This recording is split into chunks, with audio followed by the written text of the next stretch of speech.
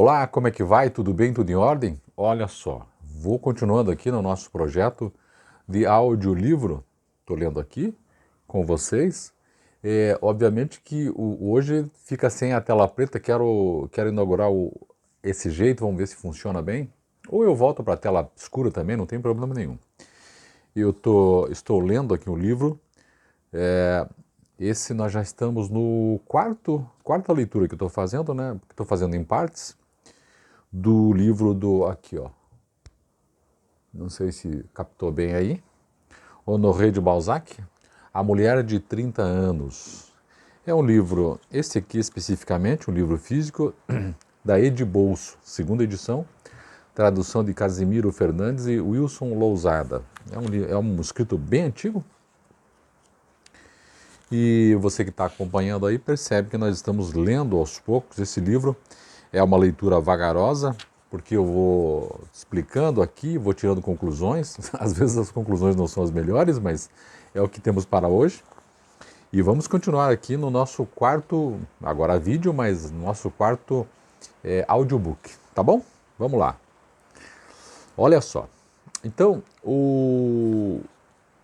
Júlia, nossa personagem, com o marido dela, chegam à casa de uma tia, aquelas tias, no caso aqui, de uma, digamos que de uma linhagem já lá, um pouco decadente, mas está ali, de uma família especial lá. Então vamos continuar aqui e vamos vendo o que vai dar. Eu quero que não fique muito tempo esse vídeo também. Olha só, então, vamos lá. Quando uma velha criada de quarto anunciou à condessa, então aqui é a condessa, pois em breve ela deveria reaver o seu título. Aqui ele já trata como condessa, que teve um período em que os nobres perderam os títulos. Estamos falando da época do Napoleão, viu, gente? A visita de um sobrinho que ela não via desde o início da Guerra da Espanha, tirou depressa os óculos e fechou a galeria da antiga corte, seu livro favorito. Depois, conseguiu uma espécie de agilidade para chegar ao patamar no momento em que os dois esposos subiam os degraus. Aqui uma explicação necessária. A Guerra da Espanha começou em 1808. Aqui o autor diz que a visita de um sobrinho, no caso é ele, né? Que ela não via desde o início da Guerra da Espanha. A Guerra da Espanha começou em 1808 só para efeito de organização mental. Aí tirou depressa os óculos e fechou a Galeria da Antiga Corte. Aqui, Galeria da Antiga Corte é uma obra anônima publicada em 1786. E aí ela agilmente foi em direção aos sobrinhos. Tia e sobrinha lançaram-se num rápido olhar, então as mulheres. Bom dia, minha querida tia, exclamou o coronel, agarrando a velha e abraçando-a com precipitação. Trago-lhe uma jovem para guardar. Venho confiar-lhe meu tesouro. Júlia não é vaidosa nem ciumenta, tem a meiguice de um anjo. Mas espero que não se estrague aqui, disse, interrompendo-se. Atrevido, respondeu a condessa, lançando-lhe um olhar brincalhão. Foi ela quem, com uma certa graça amável, tomou a iniciativa de beijar Júlia, que permanecia pensativa e parecia mais embaraçada que curiosa. Vamos então travar conhecimento, minha querida, tornou a condessa. Não tenha medo de mim, procuro nunca ser velha quando estou em companhia de gente moça. Antes de chegar ao salão, a condessa já tinha, segundo o costume da província, mandado preparar o almoço para os dois jovens. O conde, porém, cortou a eloquência da tia, dizendo-lhe num tom sério que só lhe poderia consagrar o tempo que o cocheiro demorasse para fazer a muda. provavelmente a muda de animais, né? Para pegar um descansado e continuar a viagem, provavelmente ele sozinho. Por isso, os três entraram imediatamente no salão e o coronel mal teve tempo de relatar à sua tia-avó os acontecimentos políticos e militares que o obrigavam a pedir-lhe asilo para sua jovem esposa. Ele vai deixar a esposa dele lá com a tia para que ele vá numa tarefa militar. Ele não queria deixá-la na capital, porque achava que era mais complicado para ela ficar lá, trouxe para ficar com a tia. Durante a narrativa, a tia olhava alternativamente para o sobrinho, que falava sem ser interrompido, e para a sobrinha, cuja palidez e tristeza ela atribuía a essa separação forçada. Então a tia fez uma leitura dizendo que essa palidez, que a gente já sabe é própria da Júlia, se referia ao fato de que teria que ser separada, nesse momento, do marido. Né? O marido ia numa missão. Dava a impressão de dizer consigo mesma, esses dois amam-se de verdade. Ela imaginando, a tia.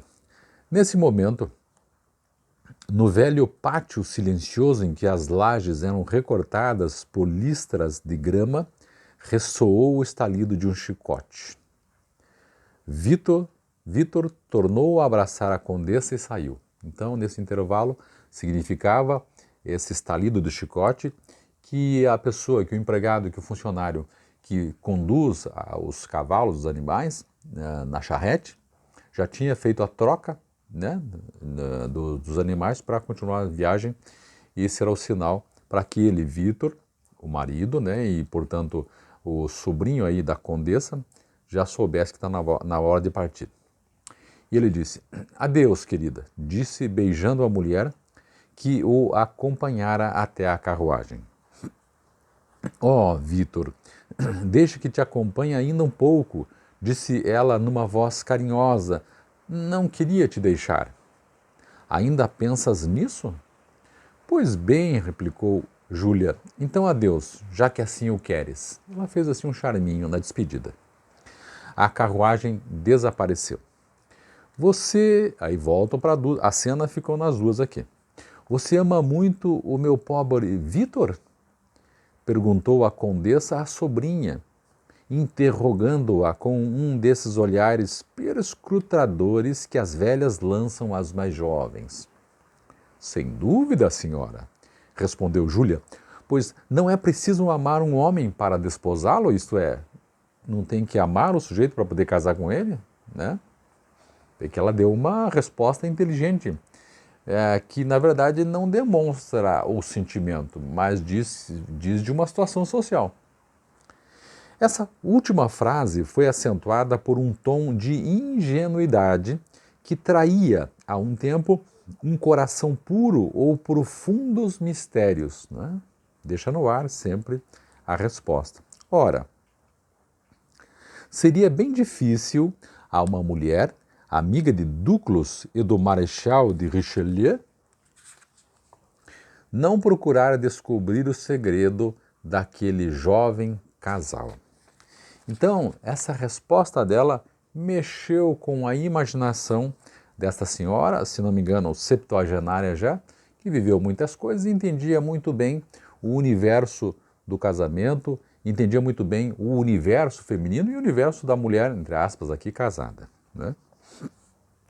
Aqui o autor faz uma referência ao Marechal de Richelieu, que ela era a condessa, é uma mulher amiga de Duclos e do Marechal de Richelieu, quer dizer, ela tem uma certa experiência social.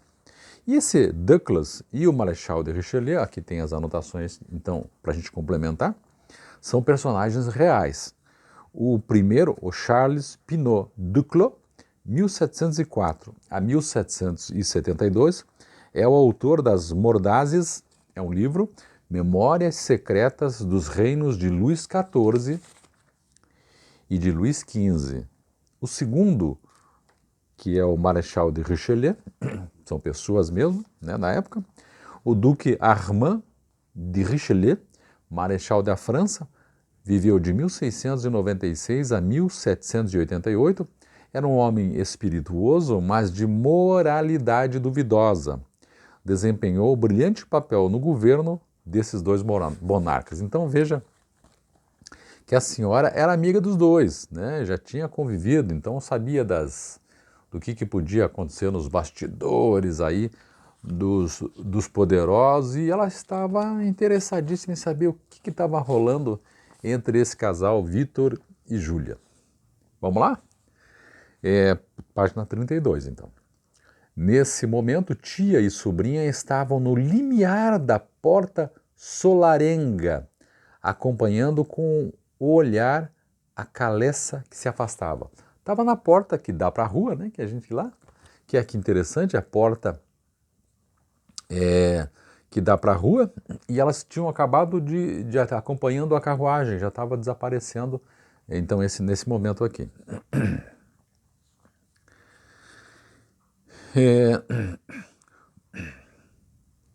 Os olhos da condessa não exprimiam amor assim como a marquesa o compreendia.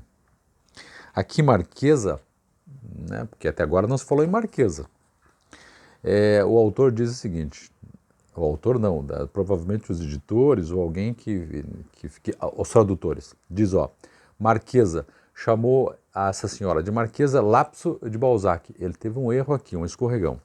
A senhora de Listomère Landon, como ele mesmo nos informou há pouco, era condessa. Essa senhora era uma condessa. A mesma confusão repetir-se-á várias vezes em seguida. Então, ele vai tratar a mulher de duquesa, se não me engano, mas ela era uma condessa. Vamos lá, então.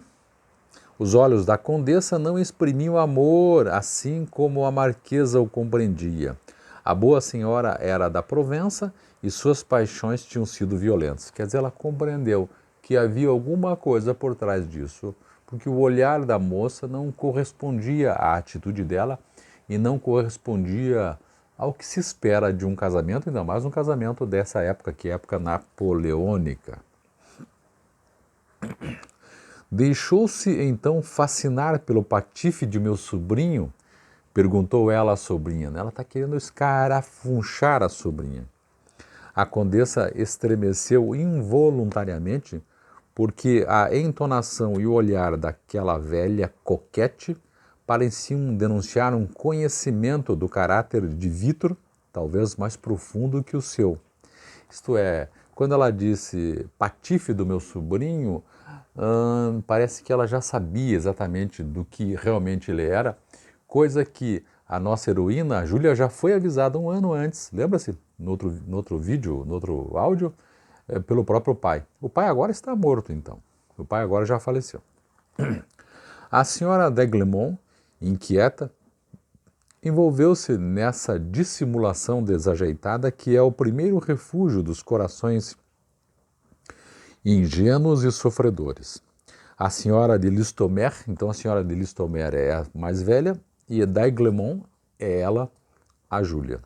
A senhora de Listomère contentou-se com as respostas de Júlia, para poder colocar panos quentes naquele momento, mas pensou com satisfação que sua solidão ia ser alegrada por algum segredo de amor, porque lhe parecia que a sobrinha tinha alguma intriga divertida a conduzir. Olha aqui o pensamento dessa senhora. Ela conhecia bem os bastidores lá, né? Quando a senhora d'Aiglemont se achou num grande salão forrado de tapeçarias enquadradas por molduras douradas, quando se sentou diante da lareira, abrigada do vento por um biombo chinês, sua tristeza não mais se pôde dissipar. Era difícil que a alegria nascesse sob os ventos lambris entre móveis seculares. Contudo, a jovem parisiense experimentou uma espécie de prazer por estar naquela solidão profunda e no silêncio solene da província, porque na verdade ela não estava muito afim de conviver e viver com o marido. talvez a presença dele, né, a gente percebe isso às vezes em alguns casamentos, a presença dele significava que ela teria que fazer algumas concessões, né, e que ela não estava disposta a fazer. Vamos lá. Depois de trocar algumas palavras com a tia, a quem antes escrevera algumas palavras, depois de trocar algumas palavras com a tia, a quem antes escrevera apenas uma carta de recém-casada, isto é, ela já conhecia a tia, conhecia obviamente de ouvir falar, mas tinha já escrito uma carta, né? Naquele tempo talvez tenha sido muito comum isso. Quando casou-se, falou assim, olha, né, minha tia e tudo mais. Mas agora é que elas estavam se conhecendo pessoalmente. Na carta, obviamente, a gente pode colocar um ou outro traço que não é o nosso. Mas agora, sim, as duas estavam frente a frente. Então, depois de trocar algumas palavras com a tia, quem antes escrevera apenas uma carta de recém-casada, ficou silenciosa como se estivesse escutando a música de uma ópera.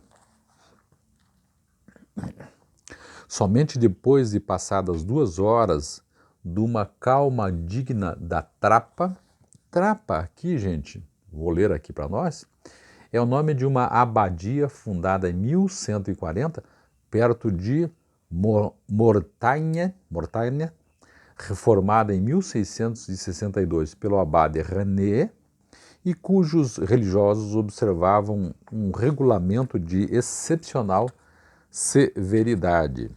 Então, somente depois de passadas 2 horas de uma calmaria digna dessa trapa, né, que é de uma calmaria, né, ela bem calma, bem plena de si, né, 2 horas é bastante tempo, né, foi que ela se apercebeu de sua impolidez para com a tia, que se deu conta de só lhe ter dirigido respostas frias. A marquesa respeitara o capricho da sobrinha, de novo falando marquesa aqui de novo, ela não é marquesa, né? A marquesa respeitara o capricho da sobrinha com esse instinto cheio de indulgência que caracteriza as pessoas do tempo antigo. De novo, aquele conflito, aquele confronto antigo-novo, o novo aqui representado pelo casal, não é?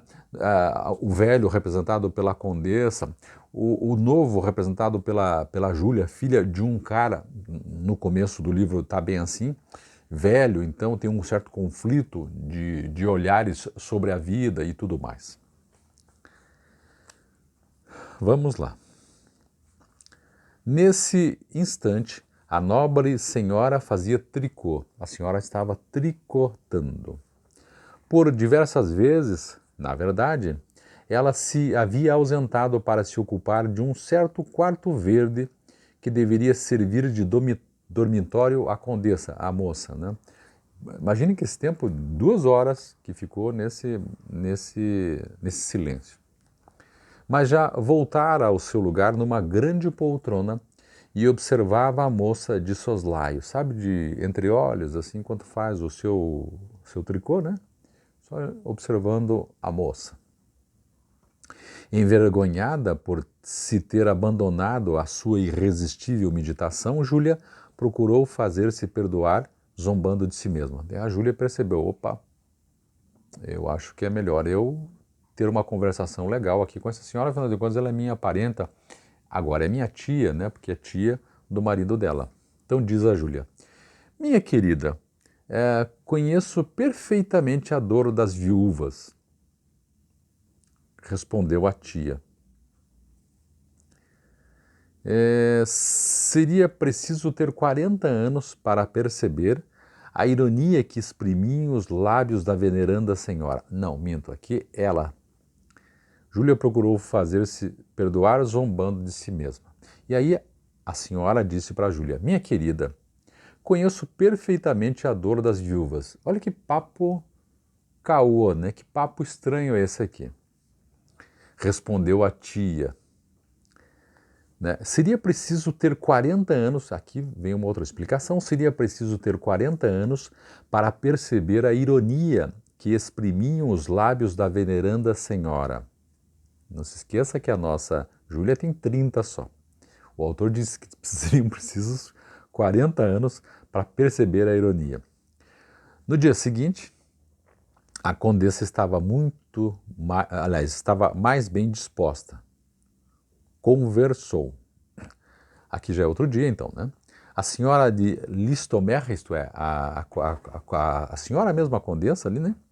Não mais desesperava de domesticar aquela recém-casada, que de início julgava ser uma criatura selvagem e estúpida. Falou-lhe das belezas da região, dos bailes e das casas que poderiam frequentar. Todas as perguntas da marquesa, de novo falando em marquesa, mas não tem nada de marquesa aqui.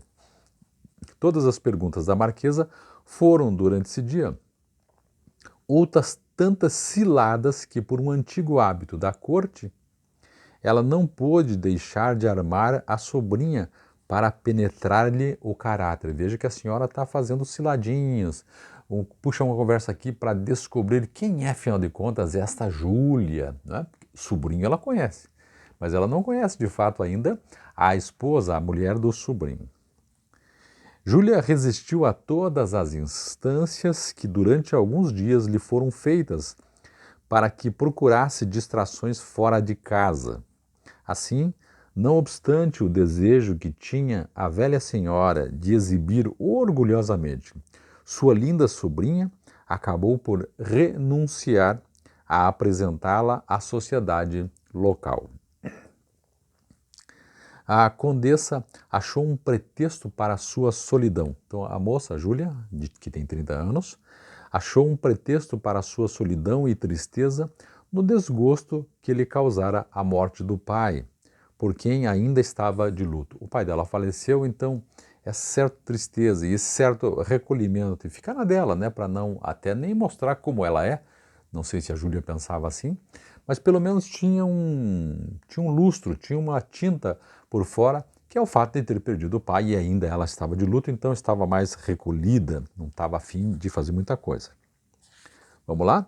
Ao fim de 8 dias, então já se passaram 8 dias aqui, nós temos um lapso de tempo daquele primeiro dia que eles chegaram, daí eu já li aqui do segundo dia, e aí ao fim de 8 dias então, essas informações são importantes para a gente compreender a marcha do livro.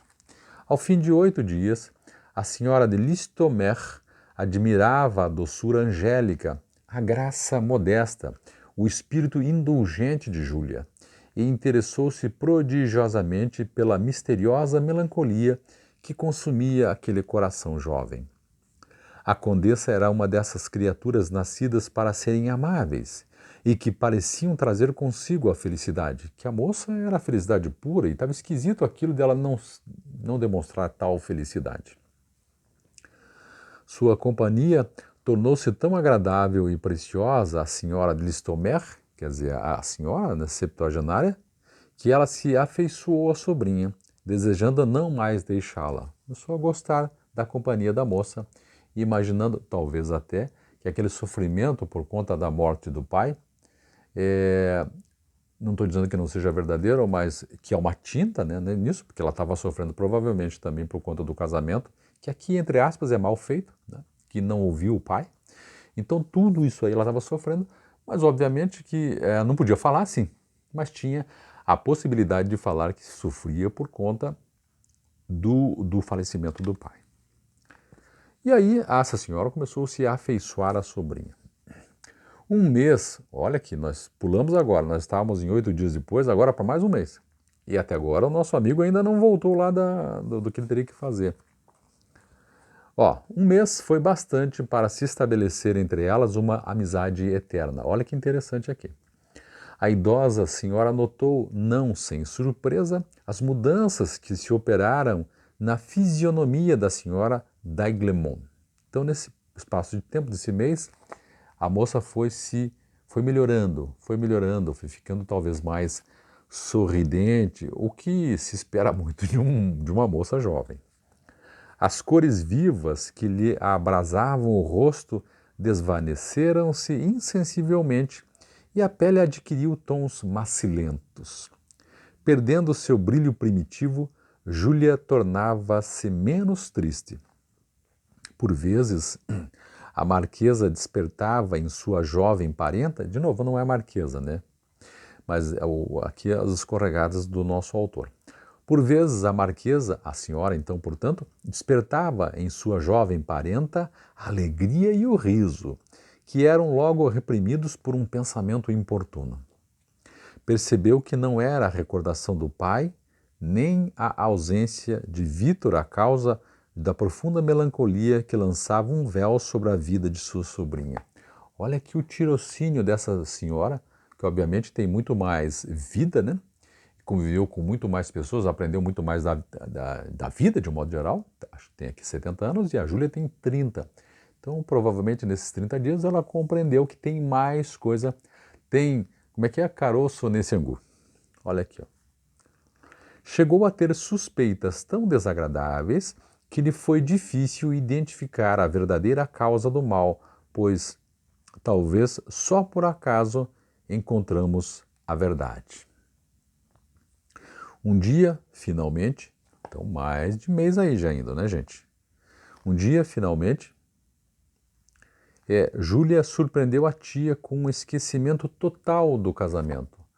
Aqui um adendo também, talvez o fato de que ela esteja longe do marido deixasse mais solta e mais tranquila, né?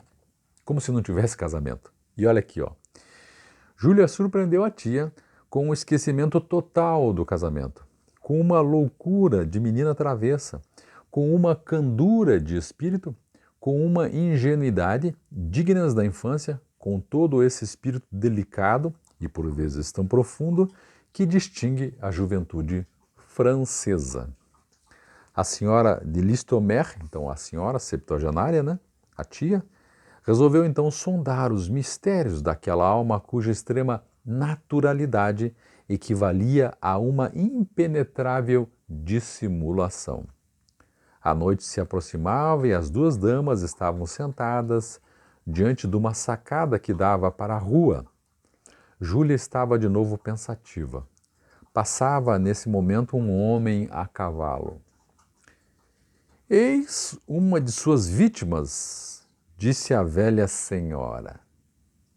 A senhora d'Aiglemont fitou a tia, então ela fitou a tia manifestando um misto de espanto e inquietação.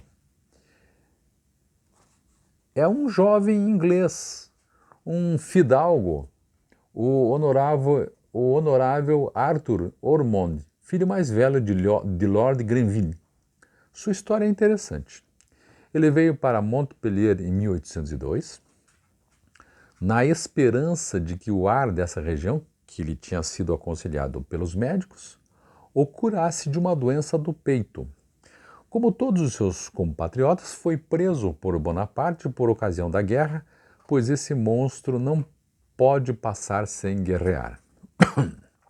Por distração, o jovem começou a estudar a sua doença, que julgavam mortal. Insensivelmente, foi tomando gosto pela anatomia, pela medicina, apaixonou-se por esses estudos, o que é extraordinário para um nobre, apesar de o regente ter se dedicado à química. Esse regente aqui, o regente, é o Filipe II de Orleans, que viveu de 1674 a 1723 e que governou durante a minoridade de Luís XV. Era um homem de costumes depravados, mas inteligente e culto, e ocupava parte de seus lazeres em pintura, música e química. Em resumo, o Sr. Arthur fez progressos surpreendentes, mesmo para os professores de Montpellier. O estudo consolou-o do cativeiro e, ao mesmo tempo, ele ficou radicalmente curado. Dizem que passou 2 anos sem falar, respirando o menos possível, permanecendo deitado no estábulo, bebendo leite de uma vaca vinda da Suíça e comendo apenas agrião. Desde que está em Tours, não procurou ninguém, é orgulhoso como um pavão.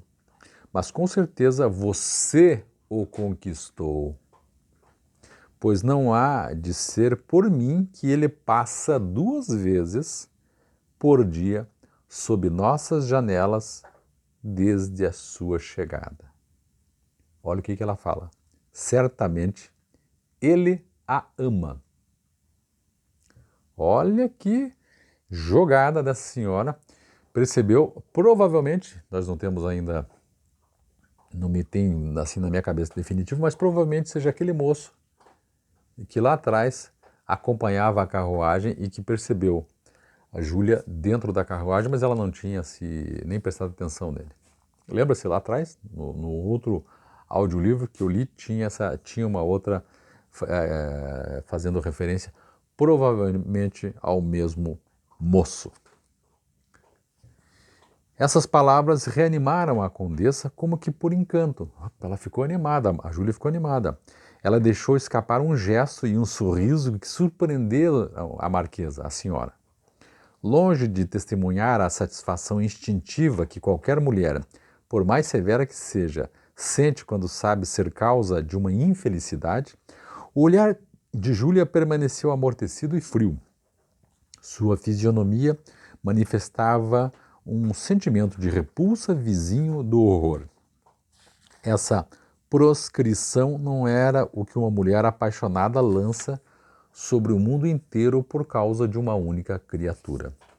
Ela sabe então rir e gracejar. Não, nesse momento, Júlia tinha a atitude de uma pessoa a quem a recordação de um perigo por demais presente ainda faz sofrer.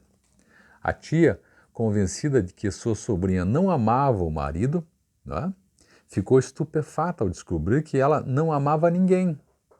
Receou ter de reconhecer em Júlia um coração desencantado, uma jovem a quem a experiência de um dia, de uma noite talvez, tivesse bastado para perceber a insignificância de Vítor, insignificância do próprio marido.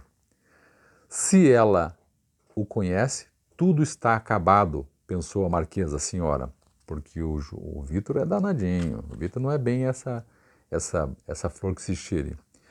Em breve meu sobrinho conhecerá, pensou ela, os inconvenientes do casamento. Estou na página 36, vou dar um bloco aqui, depois eu retorno no próximo vídeo. Acho que esses vídeos são melhores do que tela escura, né? Eu estou lendo A Mulher de 30 Anos, que originou aqui aquela expressão que a gente usava, pelo menos eu usava, hoje a gente não uso mais nada, referindo-se a uma mulher madura, uma mulher de 30 anos, uma mulher assim balzaquiana. É por conta deste livro aqui. Beleza? Tomara que você esteja se agradando aí e que esteja gostando dessa leitura com esses apontamentos que eu tenho feito. Eu volto em breve para a gente continuar lendo aí. Um abraço, gente. Até mais. Tchau, tchau.